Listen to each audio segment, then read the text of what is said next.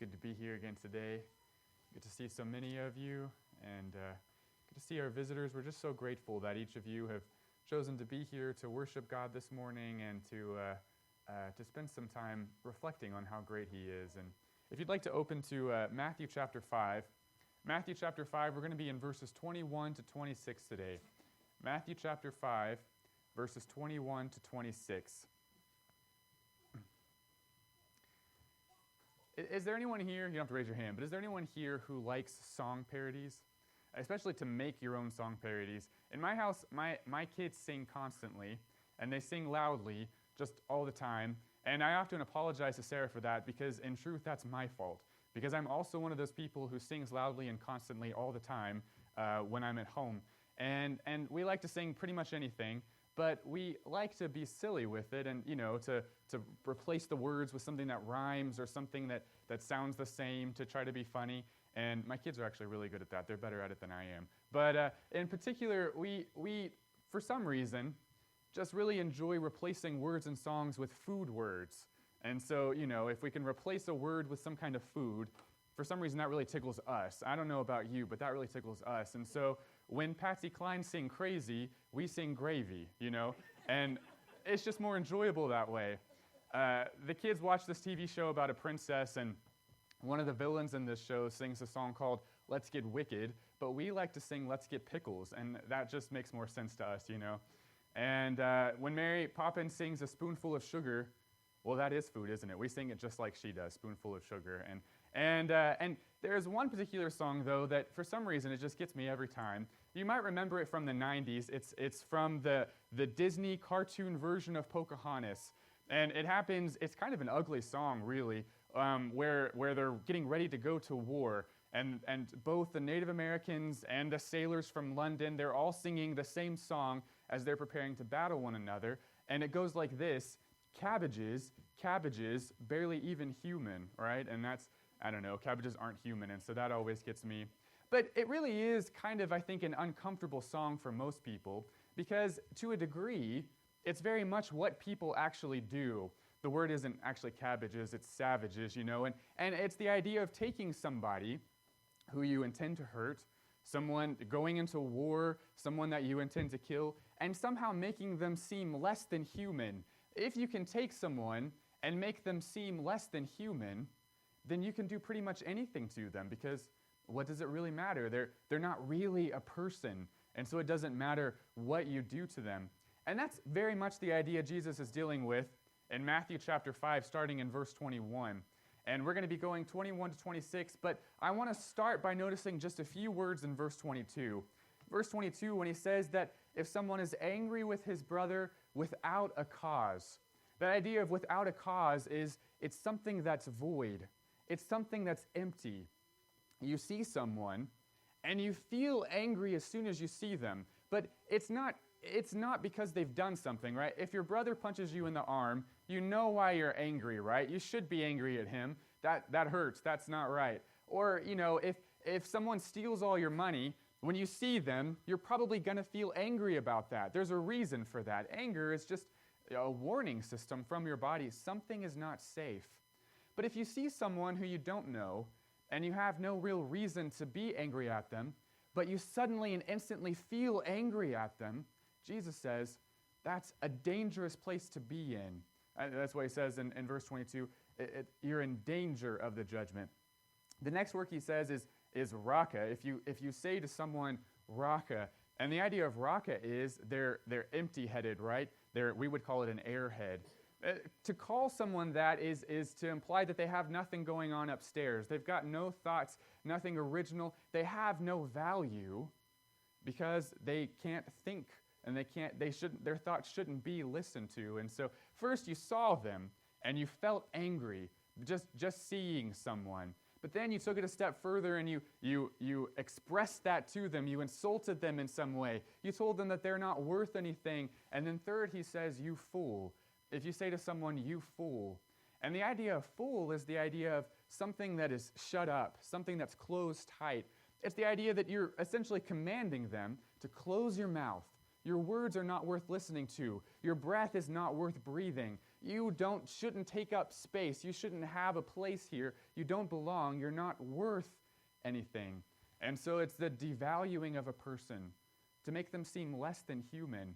And this is the progression, Jesus says, that leads to murder. It starts because you see someone and they make you angry, and so you want to devalue them.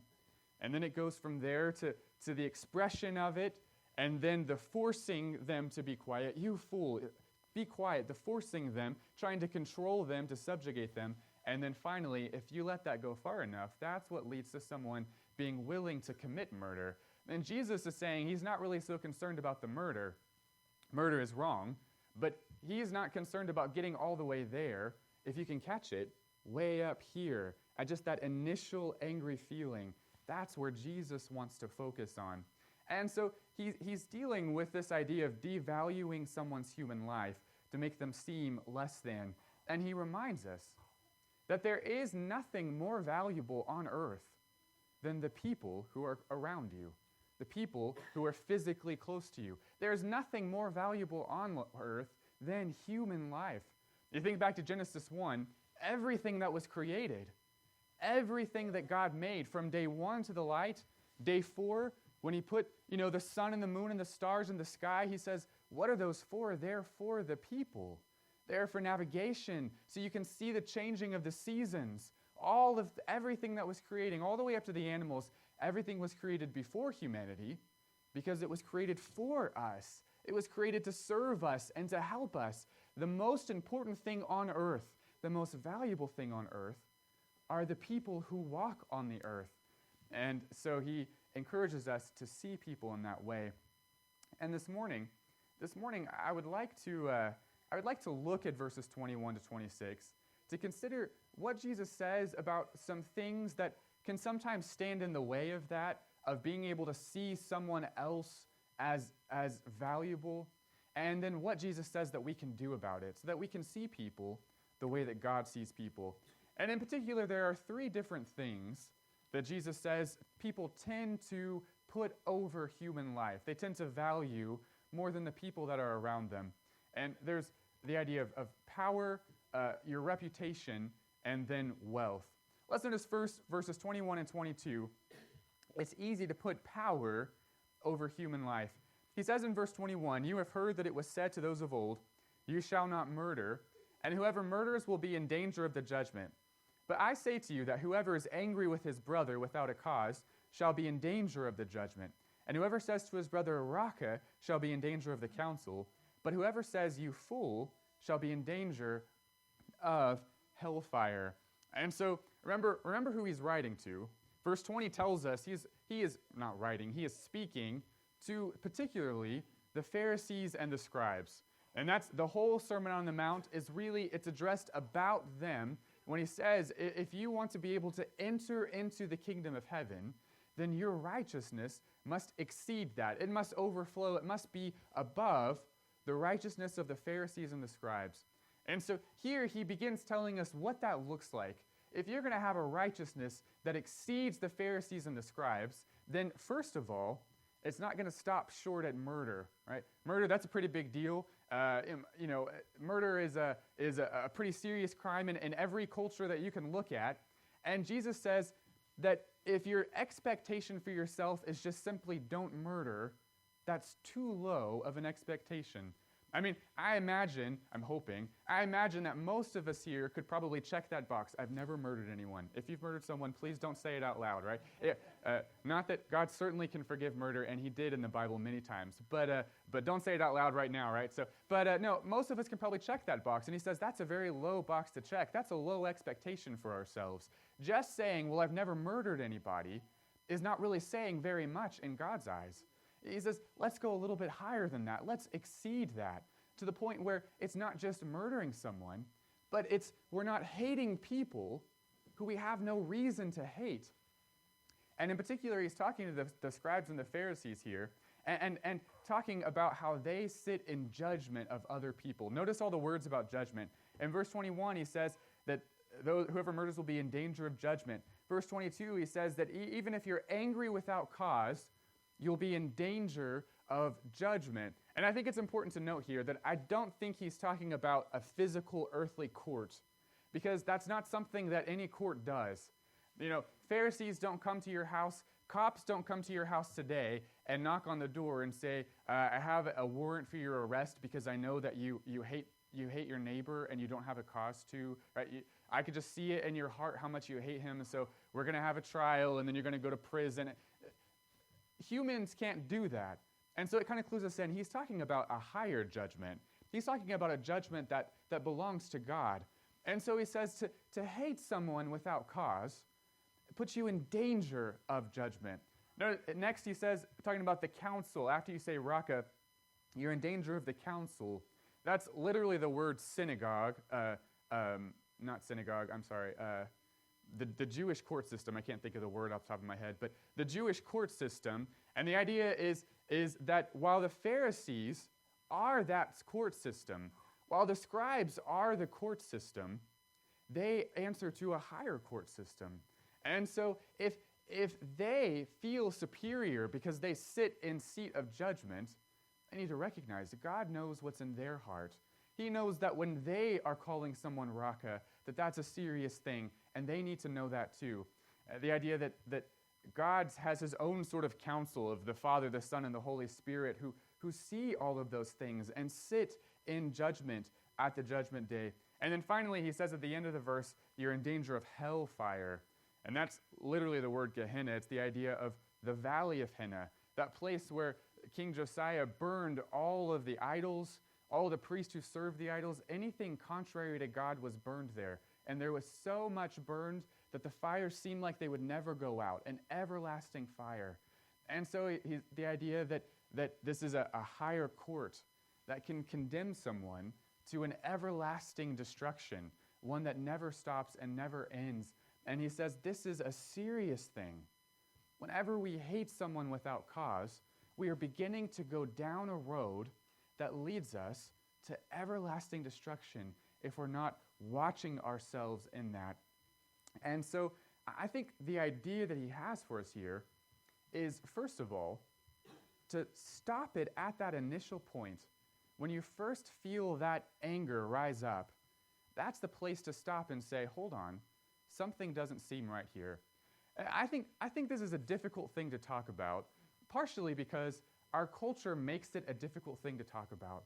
We live in a culture that likes to pretend like we don't have any kind of prejudices or anything like that. And if someone admits that they have a prejudice, if someone says out loud, well, whenever I see this kind of person walking down the street, this is how it makes me feel, they're very much shunned and told that that's not appropriate and we shouldn't feel that way. Stop feeling that way. But have you ever tried that? Have you ever told yourself to stop feeling something? What happened?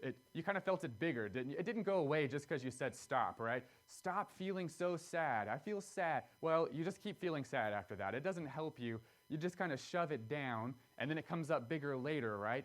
And so our culture has made it where it's very difficult to say out loud that everybody struggles, typically, with some kind of prejudice. Maybe it's when you see a person of a certain race walking down the street, and your initial reaction is you automatically almost always start to feel afraid. And fear is another warning symbol. It's just a sign you at least perceive that something is not safe for you.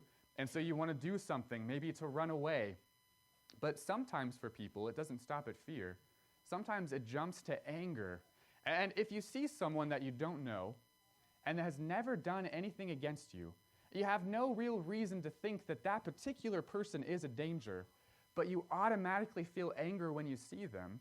That's concerning. Jesus says you are in danger at that point, because what does anger make you want to do? Anger makes you want to, if fear is the flee aspect, anger is the fight, the fight or flight kind of thing. Fear makes you want to run away. Anger makes you want to fight. And now suddenly, you want to fight someone that you don't even know, that you've never even met, that's never hurt you before. He says, that's concerning.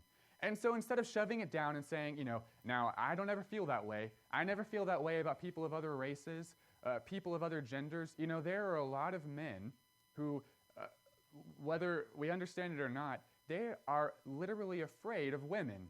They see women, and they suddenly feel terrified, and not just kind of like all guys feel scared to ask women on a date, right? But like they feel really terrified because maybe they have some history. Maybe their mother or some past girlfriend did something to them. Or maybe they've just always heard that. Their dad raised them and he always said this about women, and so they've just grown up to believe that. But they see every woman and they feel afraid. Likewise, there are some women who we understandably can see feel that way about men. They see men and they automatically feel afraid, and sometimes that jumps straight to anger. They automatically feel angry at all men.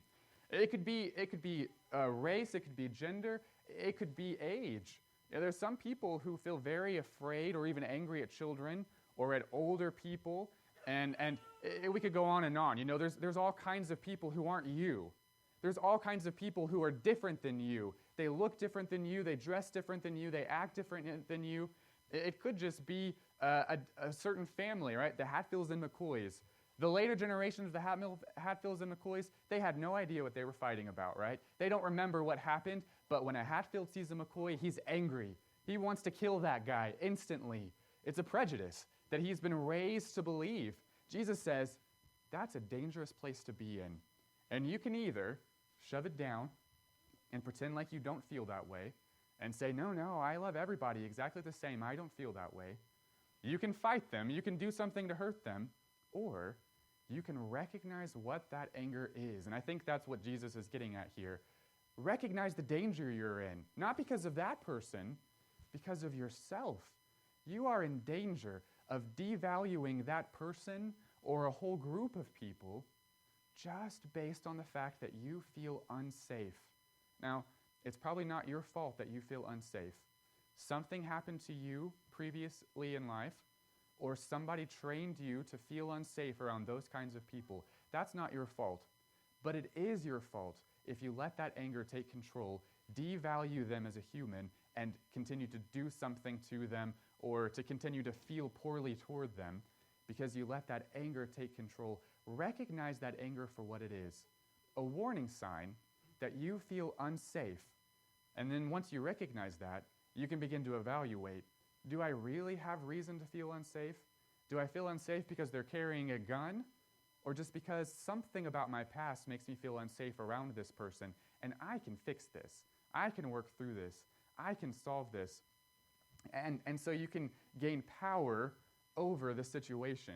And that's kind of what Jesus is getting at here. The Jewish council, they want power over people, and so they're willing to dehumanize them in order to gain that power. And the same thing, when you feel afraid of some other person, you want to gain power over that situation. You want to be in control. And so you'll let that anger take you to places that are dark, to do things that shouldn't be done, trying to have power over your fear. And if we value that power over human life, then we can't overcome that. But if we put human life first, then we can start to recognize it for what it is. And so in verses 21 and 22, he identifies the problem, but then Jesus gives a solution, starting in verses 23 and 24. Notice he says, 23, therefore, that's your clue. He's going to give you what to do about this, the conclusion of his point. Therefore, if you bring your gift to the altar and there remember that your brother has something against you, leave your gift there before the altar and go your way. First be reconciled to your brother, and then come and offer your gift. And so he's describing here what would have been very common for them, the idea that people often brought gifts to the temple to sacrifice to God. Sometimes they were for sin. You bring a bull and you sacrifice it to ask for forgiveness for your sin. And notice what the emphasis of that is. You are asking forgiveness to repair your relationship with God, to draw closer to God. Sometimes the gifts were not for sin. They were just like thanksgiving or free will offerings. And you haven't done anything wrong that you know of. You're just bringing some kind of offering to burn in the temple as just a way of saying, I'm so appreciative for what God has done. You're feeling extra thankful that day, and you want to show some extra investment in God. And so again, you're building a closer relationship with God through this gift. And he says these people are coming. The Pharisees and scribes are coming, and they're offering sin offerings, or they're offering thanksgiving offerings. And while they're there, as they're thinking about their relationship with God, they suddenly remember, oh yeah, what about Tom? Tom down the street. You know, Tom has a problem with me. He says, if your brother has something against you. Tom thinks that we aren't good right now. Maybe it's because I did something wrong. I know that I lied to Tom, or I cheated Tom out of some money last week, and he's mad about it. And here I am trying to make my relationship with God right when my relationship with Tom is not right. I know that God doesn't accept that offering. Or maybe it's just that Tom perceives that I've done something wrong. I haven't actually done anything wrong, but he thinks that I have, and so he has something against me. I'm innocent, but there's still brokenness in that relationship. I can't make my relationship right here if I don't go back and make it right with Tom first. And so he says, leave that gift there. And they had places to store animals in the temple. Will you please take this cow and put it in the pen, and I'll be back as soon as I can. And then they'd go, and they'd make that right. Let's reconcile this relationship. And then they'd go back, and they'd finish burning the altar. And so this is the concept that he's talking about here. And I want to point out, just briefly if I can, that sometimes I've heard preachers use this passage to talk about the Lord's Supper. And I'm not really sure that that is an accurate parallel of this passage for two reasons. First, because the Lord's Supper isn't a gift that we bring to God. The Lord's Supper is a memorial. And there is a difference. And the Bible will talk about gifts and memorials, and they're two separate things. And so the Lord's Supper isn't a gift, it's a memorial. And memorials are treated differently. In fact, this exact situation is given in Ezra chapter 8. In Ezra chapter 8, verses 9 through 11, Ezra and Nehemiah and the priest are reading the book of the law to the people, and they start to recognize, they remember sin that they have, and they grieve, as they should. They have godly sorrow, like Paul talks about their sin, and they're grieving about their sin. And Ezra and Nehemiah and the priest all stop in Ezra 8, verses 9 through 11, and they say, no, your grief is right, but you can't grieve right now. Now, why couldn't they grieve? Because that day was a memorial day.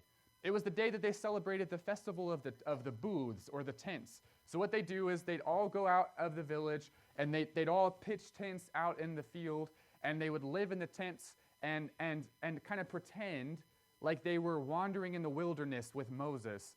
And they would sit there in their tents, and they would look at their cities and look at the promised land and think, man, isn't the promised land so much better than what Moses and the other people had out in the wilderness? What a blessing God. And so they have a memorial. They remember how God blessed them. They live that way for a little bit so that they can really appreciate what they have from God. It's a memorial. And Ezra and Nehemiah and the priests say, we cannot mourn on a memorial day. We can't mourn during this time. And this is Ezra 8, 9 through 11, and you can read kind of there what they say about it. But they say, this is a day that God has set aside as holy. And so its purpose is to rejoice in God's blessings. If we spend this day mourning, we're not going to get this day again until the next time it comes around. We can mourn tomorrow when this day is over. We can't mourn today because God has made this a holy day, a memorial. The Lord's Supper is a memorial.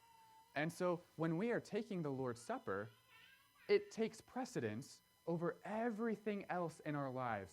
That's why we ask you to kind of try to wipe your mind of the world, right? Just to focus on Jesus, on what he has done, on his sacrifice. And if, while you're there thinking about that, you suddenly remember, oh yeah, you look across the aisle, there's Jill. You remember last week you said something ugly to Jill? And you have the impulse, I should put the Lord's Supper back on the table and go make things right with Jill, and then come back and take the Lord's Supper next week. And I've heard preachers say things like that, and I understand why. But I think that it's a misunderstanding because Ezra and Nehemiah and the priests would reach out and say, stop, don't grieve your sin right now. It's right to grieve your sin. It's right to reconcile, but this is a memorial.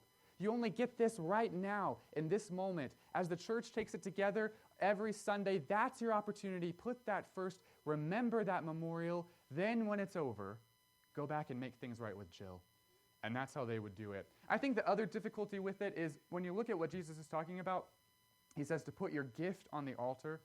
The Lord's Supper is not a gift, it's a memorial. But also, we don't have a physical altar. Where are you going to put it? This is not an altar. It's a convenient place to keep the bread and the cup.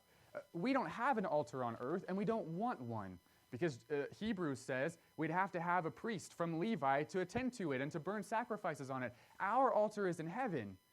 And I guarantee you can't put your cup and your bread on the altar in heaven while you're here. And so there's nowhere to put your cup, practically speaking, and it's a different kind of thing. It's not a gift, it's a memorial. And so I don't think this verse particularly applies to the Lord's Supper.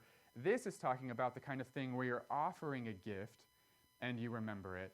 And I will say, 1 Corinthians 11 does say that you should examine yourself concerning the Lord's Supper to know that you are right to take it. And that is relevant here. But I don't think that Paul is particularly talking about the 30 seconds between when they pray and when they hand you the bread and the cup. That's not enough time, and it's not really the idea that Paul is talking about there. When he says to examine yourselves, it's almost kind of a constant thing. Monday morning, you're examining yourself, thinking about Sunday coming. You want to be ready to take the Lord's Supper on Sunday, and so Monday morning you're examining, am I ready to do that? Tuesday, Wednesday, Thursday afternoon, Friday, Saturday evening. You're always thinking about Sunday coming. You want to worship. You want to be with God. You want to remember with God's people all that Jesus did. And so you're always preparing yourself, examining yourself, so that Sunday morning you walk in, you know, I'm ready. The time that we do the Lord's Supper is so short. It's not that we shouldn't continue to examine ourselves, or that you might not just remember something spontaneously because you looked across the aisle and saw Jill. It's just that time is not what Paul is specifically talking about. He's talking about always examining yourself to be ready for that day. And so, yeah, if you remember something during the Lord's Supper, make that mental note and then push it aside, because this is a memorial. And we focus on that, and we deal with those things once the memorial is over. I'm sorry, that detour took longer than I wanted it to. I wanted to clarify that. But as we get back to the text, 23 through 24, we notice it says there that the Pharisees and the scribes, they appear to be reconciling to God as they make these gifts, but they're not really, because they care more about their reputations. If they stopped the sacrifice to go find Tom and make things right with Tom, then they'd have to be admitting out loud, I have a problem. Tom has a problem with me. They can't do that. They can't do that and feel good about themselves, and so they'd rather pretend to be right with God than go make things right. And I think it's really important, Jesus says here, verse 24, first reconcile. Human life is worth more than your reputation. Your brothers and sisters in Christ, the people who walk this earth, they are worth more than your reputation. And so if you have to tarnish your reputation in order to make things right with people, first, he says, be reconciled.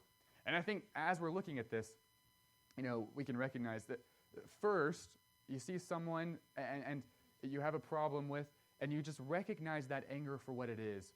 But I think the second thing Jesus is kind of saying here is you've got to reconcile that anger within yourself first. You're in that dangerous place. You've got to do something about it. And so it's the idea, you have to be honest with yourselves. You have a reputation with yourself. You have an idea of who you want to be. You have an idea of what you want to think about yourselves. And sometimes your actions don't always match who you want to be. And that's very distressing to the human person. It's distressing when your actions don't match who you want to be. And so we often lie to ourselves, and we hide things from ourselves, and we pretend like things aren't the way that they are in an effort to keep up an image in our mind of who we are. It says, first, reconcile. You've got to just be honest with yourself. Yes, when I see these kinds of people or these kinds of things, I feel like I want to fight. I feel angry because I feel unsafe. Something trained me to be that way, but I don't have to stay that way. I can sacrifice my own personal reputation within myself to just be honest with myself about how I feel. And that will leave me room then to be honest with God about that, to talk to God about how I feel. And in the Psalms over and over again, that's what the psalmists do. They talk about ugly things like this, and they talk about it with God. If necessary, I can talk with a brother and sister in Christ about this to help me think it through and see it the way the Bible sees it, to overcome this. And certainly, if I need to be reconciled with somebody, if I've treated somebody poorly just simply because I have a sort of built-in prejudice that I've been trained to be this way, then yes, it's going to be embarrassing and awkward to go and tell them that. But it's worth it. My reputation is not worth their life, the value of their life. And so we start internally reconciling, and we work out and out and out until we have first reconciled with anyone and everyone necessary based on this. And then finally the solution continues in verses 25 and 26. Verse 25, he says, "Agree with your adversary quickly while you are on the way with him, lest your adversary deliver you to the judge hand you over to the officer, and you be thrown into prison. Assuredly, I say to you, you will by no means get out of there till you have paid the last penny." And I think the word penny is especially important here. The idea of who is it that gets these pennies? If someone is thrown into prison in the first century and they're commanded, you're going to pay back what you owe this guy, there's always an interest that's drawn, right, that's given to the Pharisees. There's always an amount that's taken that's given to the scribes. And so the scribes and Pharisees are making a lot of money off of putting people in prison. And, once you can make money off of other people, it's easy to devalue their life so you can make more money off of other people. And so he's warning them. He's saying, you might be making yourself rich now. Those pennies mean nothing to God on Judgment Day. They're not going to mean anything to him. If you have devalued human life to become rich, then you've really missed the purpose. And God will sit in judgment of that. And so it's a warning to the Pharisees and the scribes that they aren't avoiding judgment. And I think really, at this point, Jesus is getting to the idea to transitioning to seeing true riches. What's really worth your pennies? What are true riches? The most valuable thing on the entire earth are the people who walk on it. That's true riches. You are true riches. And so it's not about making pennies off of people. It's about using anything and everything for people, including your pennies if that's what you have to do.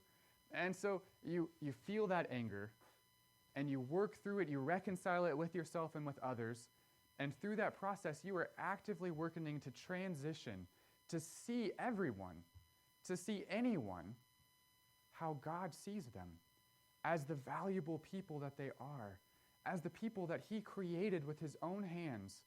Yes, some people have made terrible mistakes, but God still made that person. Yes, some people have done terrible things, but God still died for that person on the cross. Some people have done awful things, but God still offers them salvation. And so there is no one, whether you have no reason to be angry with them or every reason to be angry with them, there is no one that should be excluded from being reconciled with. Whether you're innocent or guilty, either way, no one who is above that reconciliation, because every single person, regardless, no exceptions, is always valuable to God.